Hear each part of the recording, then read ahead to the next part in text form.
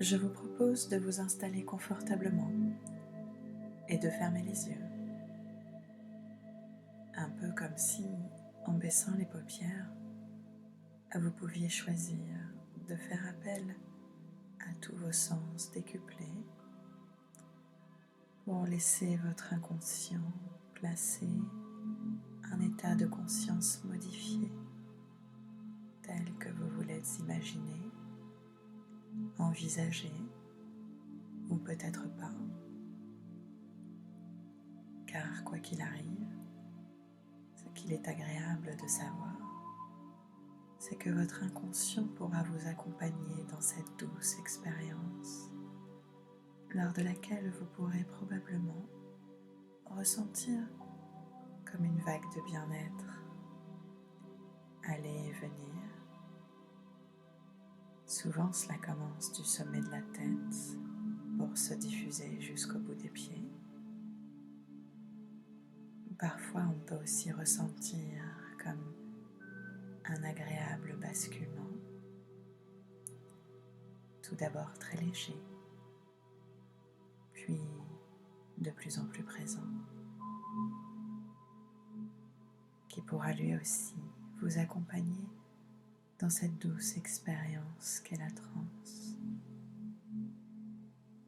Parfois aussi on ne ressent rien de cela, et pourtant le corps et l'esprit se modifient, s'allègent et s'apprécient indifféremment l'un de l'autre, comme si les deux s'éloignaient pour mieux s'observer. Et je ne sais pas vous, mais moi j'adore lorsque je commence à ressentir que plus rien n'a d'importance, excepté moi et ma transe, intense ou non, changeante ou pas. L'important dans ces moments-là, c'est bien moi. Et conscient, inconscient, peuvent alors se rencontrer vraiment et échanger tel qu'ils le devraient pour pouvoir s'accorder sur une conduite à tenir dans mon intérêt. D'ailleurs, si vous êtes en train de m'écouter, c'est que vous avez sûrement trouvé un intérêt à améliorer votre sommeil perturbé par un mental sûrement trop occupé. Et pour ce faire, vous savez qu'il n'est pas nécessaire de vous abandonner, ni même de vous laisser aller, mais plutôt de mieux respirer afin de pouvoir relâcher le contrôle et trouver à l'intérieur votre paix, celle qui pourrait s'installer si vous arriviez à remplacer le cerveau qui ne peut cesser de penser, comme un arrosoir qui fuirait pour ainsi laisser s'échapper les confusions intérieures qui s'y baignaient, ce qui laisserait probablement l'amour et la liberté prendre le trône de la souveraineté, ainsi que de la reconnaissance très certainement éraillée. Et je ne sais pas si vous savez que tout est une question de point de vue et que tout peut être vrai ou erroné en fonction de qui l'a décidé. Alors ce que je vous propose pendant que vos hémisphères sont en train de se synchroniser, c'est de voir de l'intérieur ce que vous percevez, hors du temps et du miroir, pour enfin vous donner le droit de vous reposer. Vous autorisez à retrouver un sommeil de qualité et laisser le raisonnement faire place à l'intuition afin que l'identification puisse permettre de poser un cadre qui apporte la meilleure attention.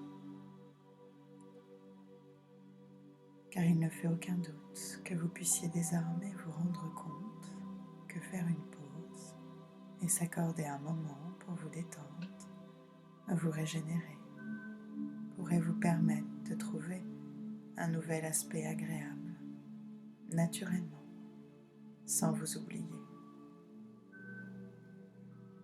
D'ailleurs, à force de laisser venir les mots comme un fil continu de tranquillité, j'ai failli oublier de vous parler de mon père, ancien militaire et cycliste, hors pair.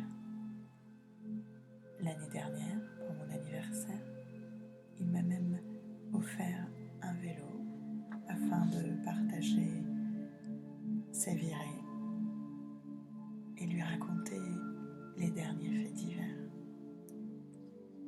Auparavant, il y consacrait tout son temps libre, car en effet, même s'il pédale en amateur, il a toujours eu à cœur de donner le meilleur.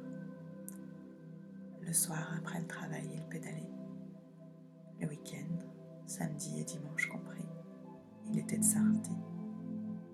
Il fallait sans arrêt qu'il améliore son temps, sa distance à tout prix. Comment penser à autre chose qu'à son loisir préféré, alors qu'il était animé par la performance et l'excellence. À l'époque, il lui était impensable de décrocher, s'accorder une pause et penser à autre chose. Il était toujours inquiet de ne pas avoir assez bien fait, de ne pas avoir assez bien pédalé, de ne pas s'être suffisamment entraîné ni préparé. La pause s'est alors subitement imposée.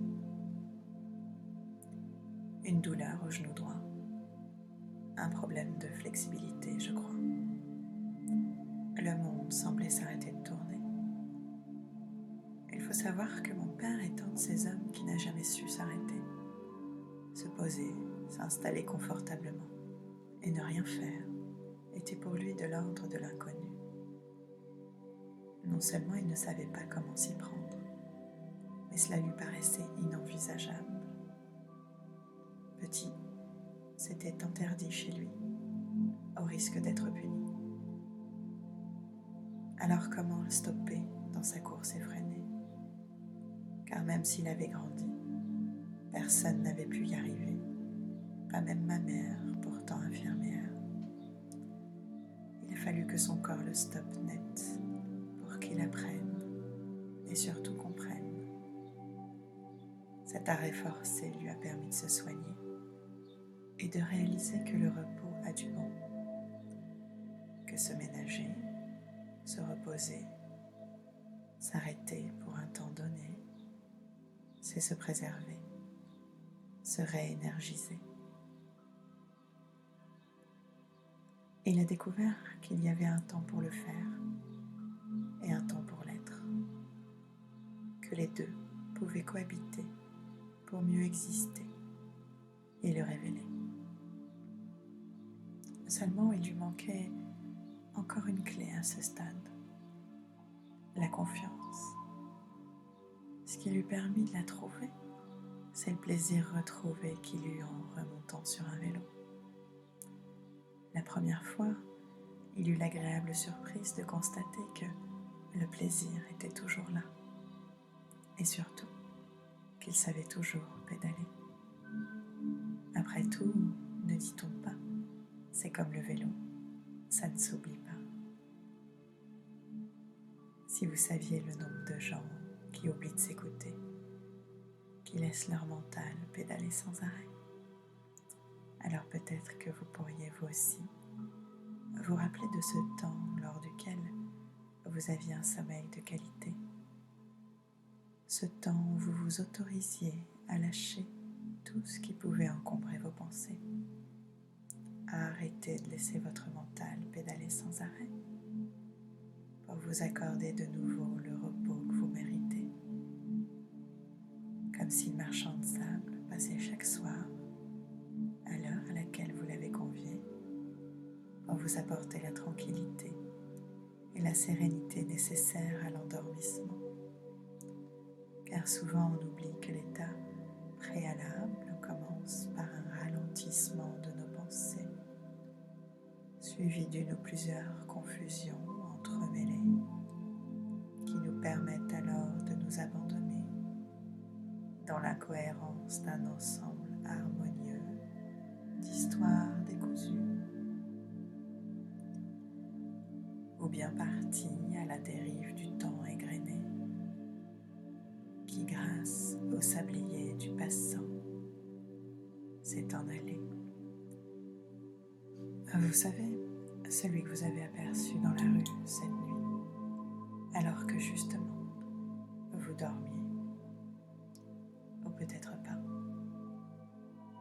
Vous vous souvenez? Vous ne savez plus. C'est étrange et confus.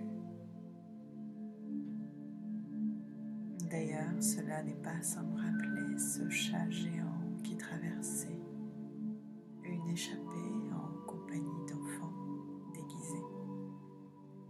Pourtant, il ne s'agissait pas d'un jour de carnaval, ni même d'un soir de bal, puisque nous étions à l'aube du lendemain, là où chacun peut s'endormir pour s'échapper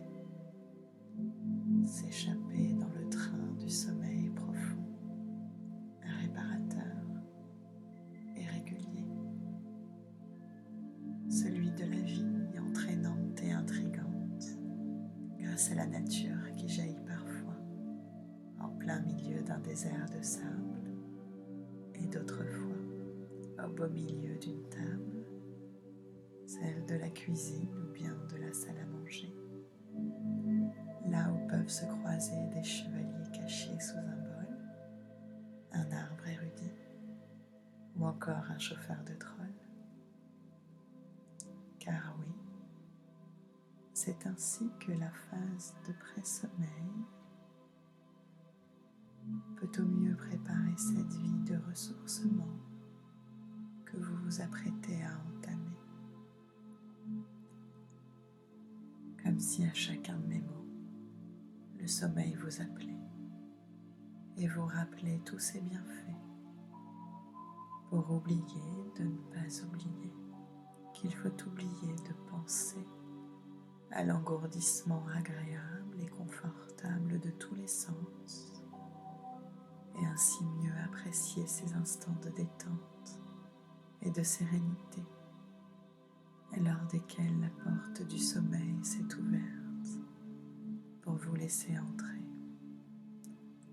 Car souvent, grâce à quelques images entremêlées et un allègement du rythme constant, on obtient le plus favorable des mélanges pour basculer dans un monde rêvé. Décrocher de la culpabilité, se faire confiance en la vie, lâcher le contrôle permanent,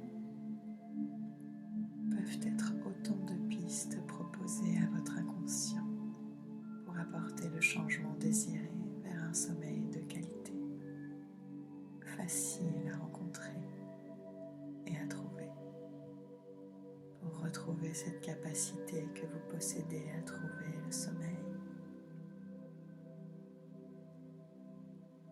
Alors imaginez que votre mental est une pièce bientôt bien trop encombrée. Vous y trouvez tout un tas d'objets inutiles, embarrassants, entassés du sol au plafond. Ces objets, ce sont toutes les pensées parasites qui tournent en rond. Dans cette pièce, vous évoluez très difficilement. Vous voyez une porte à l'autre bout de celle-ci. C'est la porte d'accès à votre sommeil. Mais l'entrée est bloquée du fait de toutes ces entraves gardées jusqu'à présent. Alors maintenant, vous faites le tri et jetez les pensées inutiles.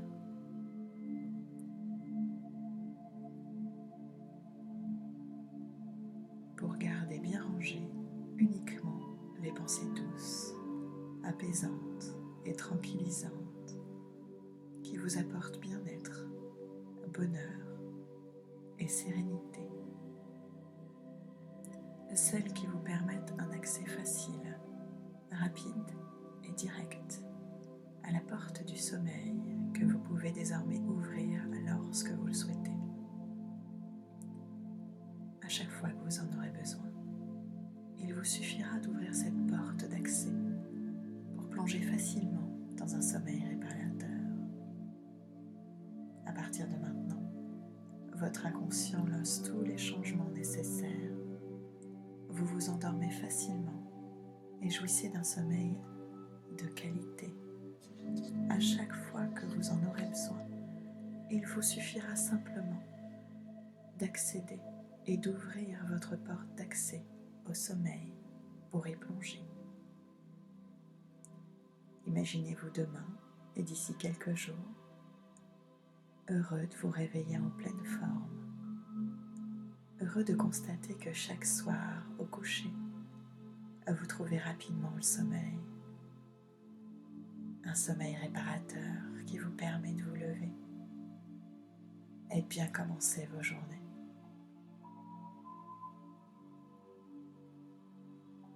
D'ici quelques instants, vous le savez bien, la séance va se terminer.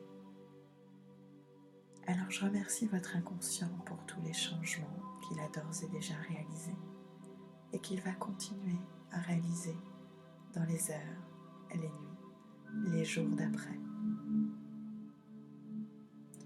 Toutes les parties de votre être vont pouvoir se réunir, conscient et inconscient, corps et esprit, sont désormais parfaitement réassociés afin que, lorsque vous le souhaitez, au rythme souhaité, vous reveniez ici et maintenant, dans le moment présent, dans une belle énergie positive, heureux et serein. Et lorsque vous le souhaiterez, vous pourrez réouvrir vos yeux, tout doucement. Bienvenue parmi nous et à bientôt.